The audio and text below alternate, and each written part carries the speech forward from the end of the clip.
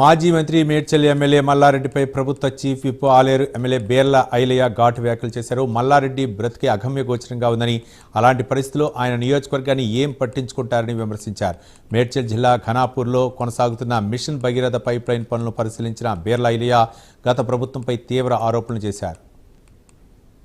ధనిక రాష్ట్రంలో తెలంగాణలో తాగునీరు సాగు విషయంలో ఆ ప్రభుత్వాలు పూర్తిగా కమిషన్ల కక్కుతుబడి ప్రాజెక్టుల పేరు మీద మిషన్ భగీరథ పేరు మీద కోట్లు దండుకునే తప్ప ఈ ప్రాంతంలో ఒరగబెట్టింది లేదు.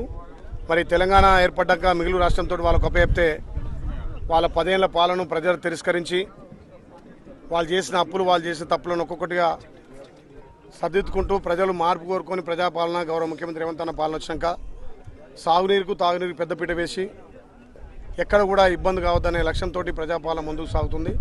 ముఖ్యంగా ఈరోజు ఏదైతే మల్లన్న సాగర్ నుంచి ఇక్కడ స్టేషన్ పర్పు గన్పూర్ గుట్ట ఇక్కడి నుంచి మిషన్ భగీరథకు సంబంధించినటువంటి ఆ రోజు ఉన్నటువంటి అప్పటి ప్రభుత్వం 1212 కోట్లతోటి సుమారు 2030 గ్రామాలకు నీళ్ళు అందియాలనే లక్ష్యంతో చేపట్టినటువంటి కార్యక్రమంలో డబ్బులు దండుకురు తప్ప సుమారు 1400 గ్రామాలకు